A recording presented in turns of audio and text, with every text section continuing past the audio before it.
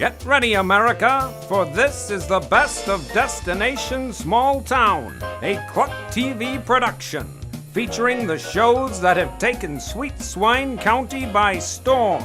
The reality hit, The Real Housewives of Sweet Swine County, Sweet Swine's favorite music show, Backstage at the Commune, the tastefully done cooking segment, Cooking It Up with Betty, the always zany soap opera, As the Corn Grows, and of course, the wildly popular talk shows that share what's happening inside and outside Sweet Swine County.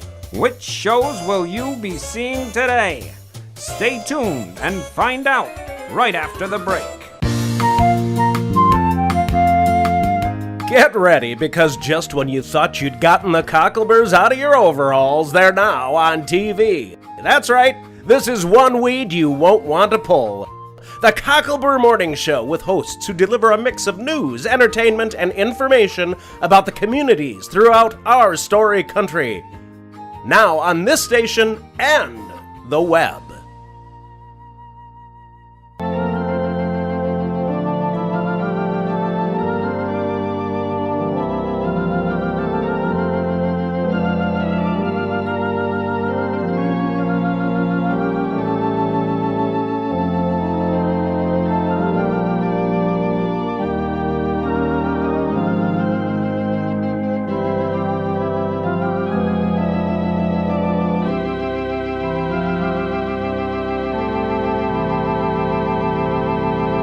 Welcome back to another exciting episode of As the Corn Grows! Today we join Mrs. Swanson as she deposits her sweets and eats take for the week, and Mary Ann, the hard-working, underpaid teller at the It'll Be Gone Savings and Loan.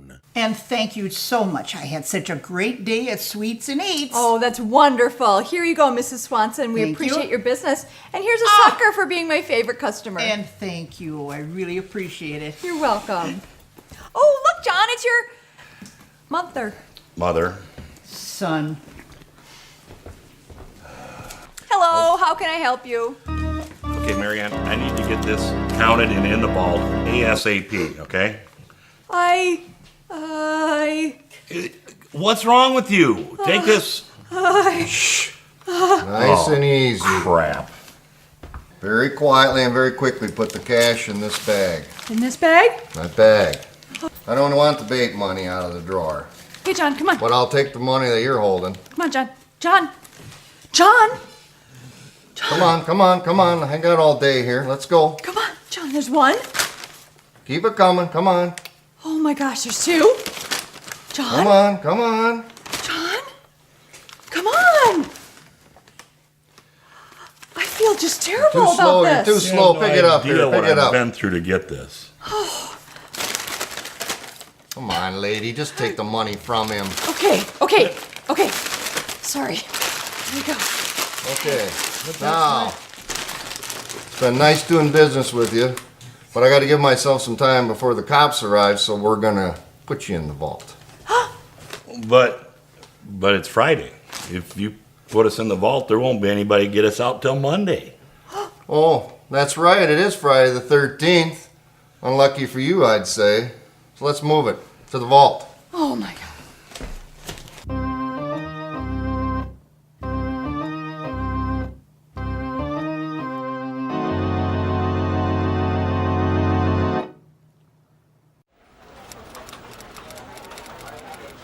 Yes, Officer Dave, that's exactly the way the robber looked. Well, people have said I've missed my calling, but law enforcement is in my blood. Well, I don't mind telling you I've been terribly traumatized by this incident. I've been licking my shoulder ever since. That Dr. Cornell hypnotized me, and he said that I said that the robber was a high talker who spoke with a Russian gangster accent and was definitely taller than me. Well, that'll help us narrow the suspect pool quite a bit, Miss Minnie. I'll add that to the APB and get that circulated right away. Ooh, an APB. Yes, well, we're trying to do everything we can to catch this desperado. We've actually rounded up every ne'er-do-well in the area for a lineup. Ooh, a lineup. Yep, we'll have you sit right over there, Miss Minnie. They won't be able to see me, will they? No, they can't see or hear us. You're perfectly safe. Okay, Melvin, bring in the lineup. I don't know about this, Officer Dave. Yes, well, Miss Minnie, take your time and just look them over carefully. Alrighty then. But I just really didn't get a look at the robber. But I know. Can you have him say, "Quiet, take off your shirt"? Sure, why not? All right, number 1, step forward. Say the line, "Quiet, take off your shirt." Quiet, take off your shirt. All right, number 1, step back. Number 2, step forward. Say the line, "Quiet, take off your shirt." Quiet, take off your shirt. Number 2, step back. Number 3, step forward. Say the line, "Quiet, take off your shirt." Shh. Slip that shirt off and get comfortable. Sir. Quiet, take off your shirt. All right, number 3, step back. Number 4, step forward. And say the line. The line. Say, "Quiet, take off your shirt." Quiet, take off your shirt. Number 4, step back. Number 5, step forward. Quiet, take off your shirt. That was close, but it's too bassy. But it could be. No, it's just not right. Well, we won't rest until you get your peace of mind and your t-shirt back. Why, you have my father in your lineup. He has done nothing. Please, miss, please, quiet down. Quiet? Quiet? You be quiet. I'll be back with a lawyer. What is it? That voice. That was the voice.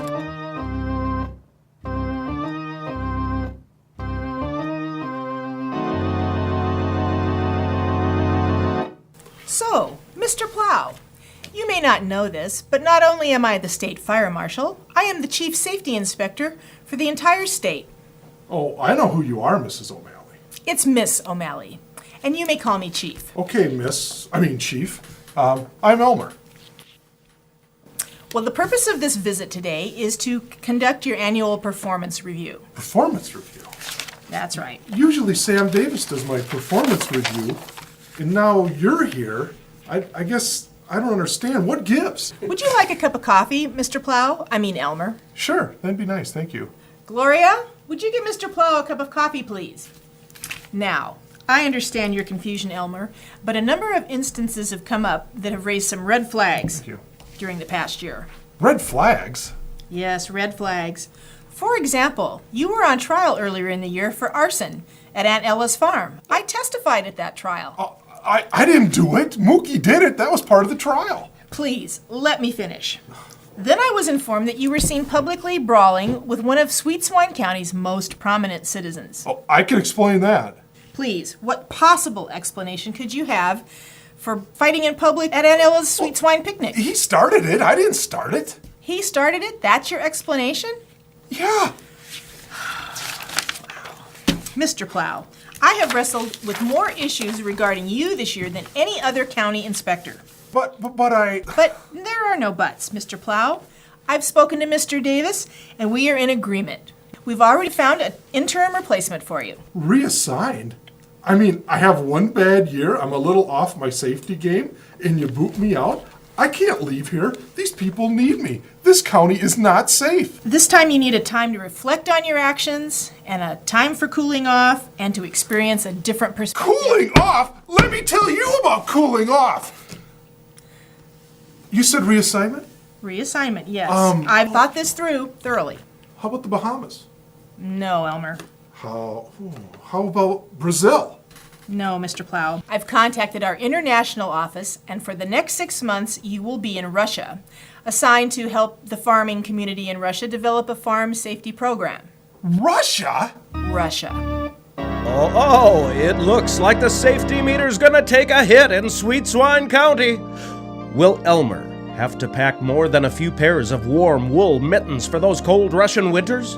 Or will State Chief Safety Inspector Daphne O'Malley reconsider and let Sweet Swine County's favorite son stay in the good old US of A? I guess we'll find out after the break.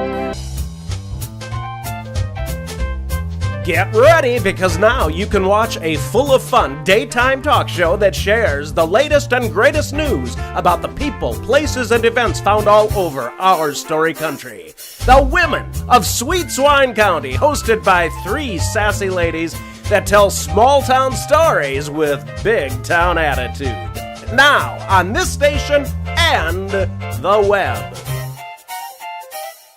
Welcome back to As the Corn Grows. Now, we join Katie as she discusses acquisition of KLUK TV with Lawyer Ed, Splithoof's finest and, well, only lawyer. And as you can see, Katie, we have the pie divided up in many sections here. We have Aunt Ella's 60% with her fork in it, and we have Cousin John's 30%. And we have Betty Thompson for 5% and Mrs. Swanson for 5%. Well, thank you for showing this to me. This is beautifully done, by the way. And the only question that I have, Lawyer Ed, is why Aunt Ella's percentage of ownership wasn't disclosed to me in her will, because it was only by happenstance that I found it at the bottom of this sewing basket. Well, that's a good question. But, you know, as you look at her asset list, really doesn't have it listed. I see. Okay. Yeah. All right. Well, then the other question that I have is, you know, why do you think Mrs. Swanson has a 5% share and Betty Thompson has a 5% share? Well, I certainly do know about that.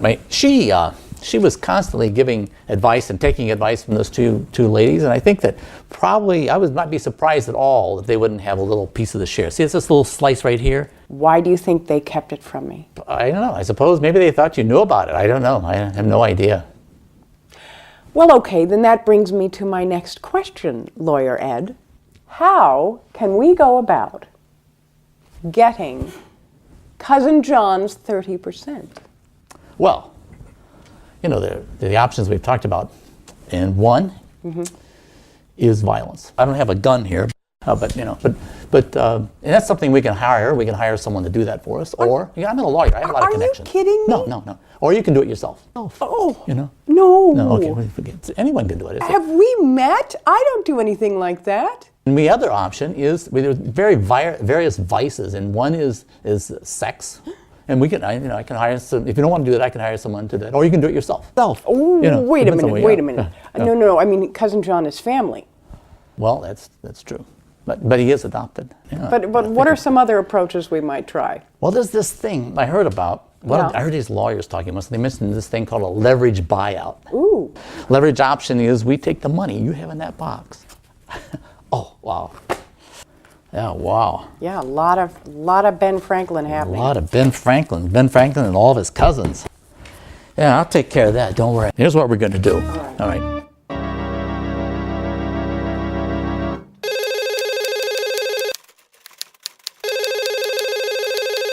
Splithoof Police Station, Officer Dave speaking.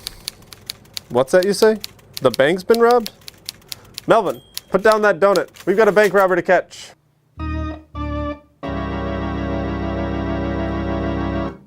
Yeah, it was just a false alarm. I've been watching the place. I haven't seen any cops around anywhere. So quit complaining, Big Louie. And be at the Sisson Saloon at 6 o'clock and you'll get your share of the money. Where is it? I know I left it right here. Well, thank you, Ronnie, for your help with the groceries and for putting them away and everything. Oh, no problem, Miss Katie. I'm delighted. Thank you. Well, Willie, you startled me. My goodness, I was beginning to think you'd left us for good. Me? Leave Sweet Swine? Well, it's been about a month since you packed up your flamingos and walked out that door. Oh, Miss Katie. Have you gone snooping around my room? Oh, well, I wouldn't call it snooping. I mean, it is my house after all. And you know, I was trying to find a number, an emergency contact to track you down. Listen, lady. Cut the crap. Where is it? What? The money. The $200,000 I had in a sewing basket. This was yours? Of course it was mine. What'd you think, the tooth fairy dropped it off for you? Oh, where is it? Oh dear. I gotta meet my partner in 30 minutes with the money, and if I don't have it, things could get really ugly. All right, who's out there? Get in here, the girl gets it. No, don't shoot, don't shoot, don't shoot! Oh, it's you, Silage, you little weasel. Now listen, everybody calm down. There's no need for any of us to get hurt. Shut up, lady, and hand over the money. She can't hand over the money. She gave half of it to Cousin John at It'll Be Gone Savings and Loan, and of course the rest of it, well, Lawyer Ed's got that. Cousin John? This big guy with suspenders and $100,000? You got it, yes, that guy. All right, you two, march to the root cellar. We have a root cellar? Now, just a minute, Willie. You do not need to do this. I mean, we can set up some kind of payment plan or something. We need to be doing it. We can negotiate. I mean, you know, it really was an honest mistake. I mean, with Aunt Ella dying so suddenly, we didn't know Quiet. I need to buy some time, so Silage, you tie up the lady. What? Come on, hand down your back. We can't be down here. I mean, no one's gonna find us down here. That's right, Einstein. Have a seat. Willie! I gotta meet Big Louie and make a phone call to good old Lawyer Ed. But I'll be back in an hour or two. Well, you make sure you... keep it down here. All right, you guys just relax while I'm gone.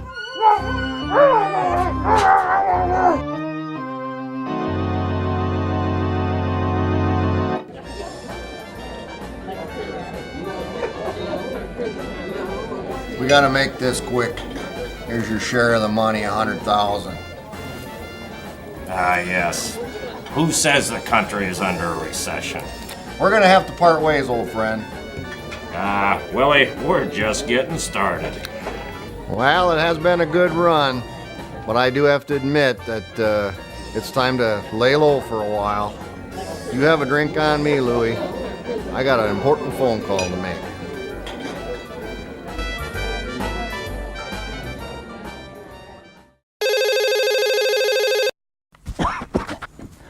Woulda, coulda, shoulda. Attorneys at law. Put Lawyer Ed on the phone. Well, speaking. I understand that you have a large sum of cash. Uncle Jonas, is that you? No, pay attention. I have Katie Olson. Uncle Jonas, are you off your medications again? All right. I'm only going to say this once, so listen up, you ambulance chaser. I've got Katie Olson and Ronnie P. Silage. And if I don't have $100,000 by midnight tonight, you're not going to see either one of them again. Oh, that's not good. That's no good. That is no good. What's that supposed to mean? Well, I just put Katie's money in the night depository box over at the It'll Be Gone Soon bank, that new bank that's in town. You what? Yeah, I just dropped off about an hour ago. I put it in that, what's that thing called? The night depository. You know, you just can't leave money like that laying around here, you know, Uncle Jonas? You're telling me? Now listen up, Lawyer Ed. My partner's right outside your building watching you. I'm going to cut the phone lines, and you're going to forget all about this conversation. Uncle Jonas? Well, Ma Bell might have something to say about this little shenanigan. Will Willie have to make another withdrawal at the It'll Be Gone Savings and Loan? Will this episode finally convince Lawyer Ed to invest in a cell phone? And will Katie and her hired man, Ronnie P. Silage, escape before Willie the Winking Bandit returns? I guess we'll find out after the break. Get ready, because now you can see a late-night talk show filmed in front of a discerning yet agreeable studio audience. Split Hoof tonight. Cousin John and his incomparable sidekick, Earl Silo, interview a roster of guests who make appearances that you won't want to miss. Now on this station and the web. This program has been made possible by the Daily Boar. This sometimes daily newspaper reports the news the residents of Sweet Swine County want to know. Also now featured online at sweetswinescoop.com. Welcome back to As the Corn Grows. Now, we join Katie and Ronnie as they struggle to break free of Lily's evil clutches. This is some fine mess you've gotten us into. Let's go snoop around his room, you said. Oh, the money, that's Aunt Ella's, you said. Now look at us. Oh, Ronnie, I can't understand you. Why did you tie me so tightly, Ronnie? I can't even feel my fingers. There, you're free. There, let me help you there. Oh no, go get help, go get help. Oh, I leave you here not for the world. Oh my goodness. Oh, it's no good, Ronnie. It's locked. Oh, you just wait. Aunt Ella's daddy, he used to do some moonshining down here in the 20s and 30s, and he had a secret escape. Oh. Get that APB out for the bank robber, Melvin. Answer the phone, Melvin. Melvin, answer the... Oh, what's the use? Split Hoof Police Station, Officer Dave speaking. Oh, hello, Lawyer Ed. Speak up, I can hardly hear you. Oh, you're on your cell phone. There's been a kidnapping? Urban Katie? Your building's being watched. I'll meet you at Edie's in 10 minutes. Melvin, I'm going out for a while. You're in charge.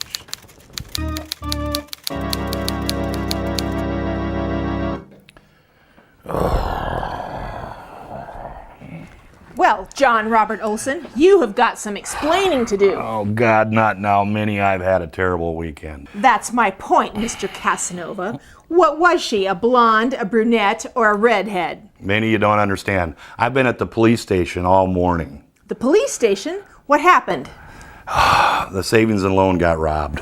What? The winking bandit, he took 100,000 of my dollars right out of my hands. Oh, no. It was terrible. And then he locked Marianne and I in the vault all weekend. Oh. What? Didn't you wonder where I was? Of course I wondered where you were. I looked high and low. Johnny, tell me what happened. Oh, God, it was terrible. But Officer Dave is on the case. And Marianne, she's going to take a couple days off and get her head together, I guess. Did you know that woman will not shut up? Yak, yak, yak, yak, yak, yak, yak. Tell you what, I need quiet, I need food, and I need sleep. In that order. Oh, my poor, poor Johnny. I'm going to make you a nice, delicious, big breakfast. I'll get it. Shh, not a sound. But, What part of quiet do you not understand? Turn around. I don't know what's going on. Shh, not a sound. Hey, Minnie, where's that breakfast at that you Oh, crap. Now, Mr. Olson, turn around. Here, Minnie, you put handcuffs on John Robert. Hey, pal, you cleaned me out at the bank on Friday. I don't have any more money. Bank? What bank? Johnny, what's happening? Hey, your guess is as good as mine, Minnie. I wish I knew. Now, Miss Minnie, you turn around, put hands behind back. Oh, Johnny, what's happening to us? I don't know, Minnie. All right, you two, come this way. Watch step. We're going for a ride. Ride? A ride? Crap. Johnny, what are we going to do? Bank gets robbed. I spend a weekend in the vault. Now some guy's going to take us for a ride. Now, listen here, Miss Blabbermouth. You had absolutely no right to splash my personal business all over the airwaves of Sweet Swine County. Oh, please, Mrs. Swanson, forgive me. I guess it was just the reporter coming out at me. You know it was the biggest story of my career. Giddy up. Giving up my baby boy for adoption was the hardest thing I've ever had to do, and I didn't expect your loose lips to tell my story. What can I do to ever make it up to you? Can't. It's out of the bag now. No, it's out of the bag now. I knew that sooner or later the knowledge would be all over. but I didn't believe that you would use my personal heartache to enhance your career or boost your ratings. Oh, please, Mrs. Swanson, please forgive me. I didn't mean to do it. Hey, by the way, what did Cousin John think of the announcement? Well, I've been trying to contact Cousin John all weekend. Can't find him anywhere.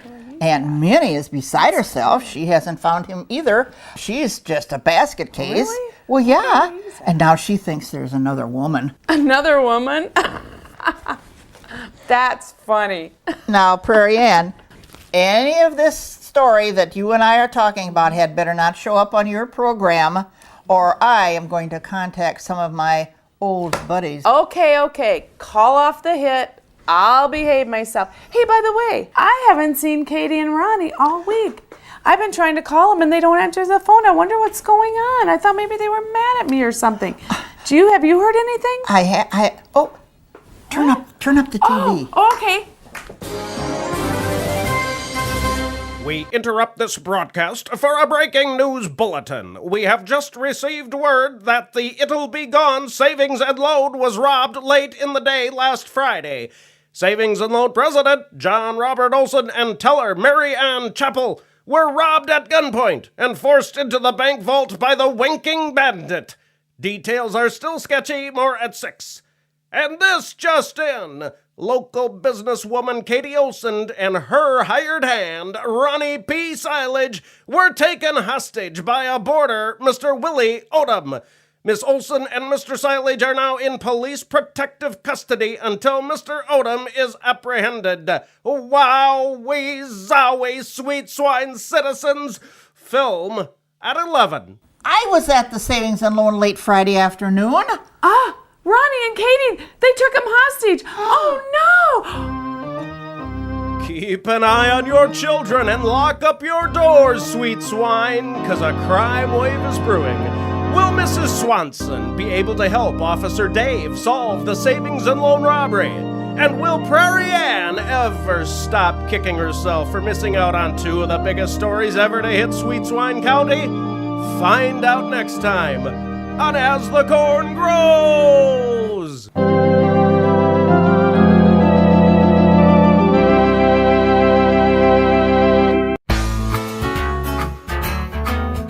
Get ready, because our culinary expert and, dare we say, wine aficionado beyond belief, Betty Thompson, is preparing some tantalizing dishes for us on her show, Cooking It Up with Betty.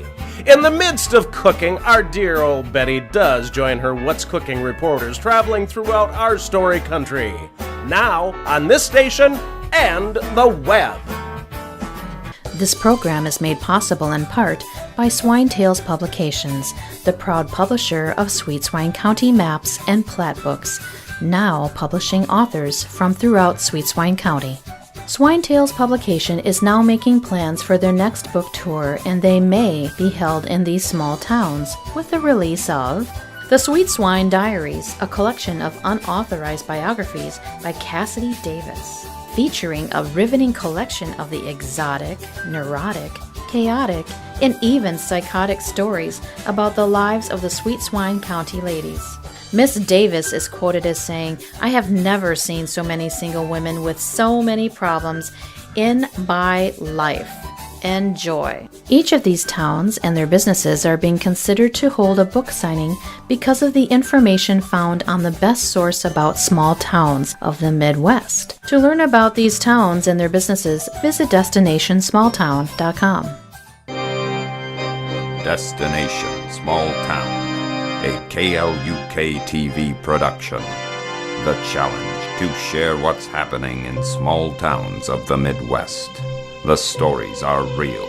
The pace is swift, with tourists, celebrities, and reporters from Sweet Swine County covering stories about businesses and points of interest. Destination Small Town in living color on the web.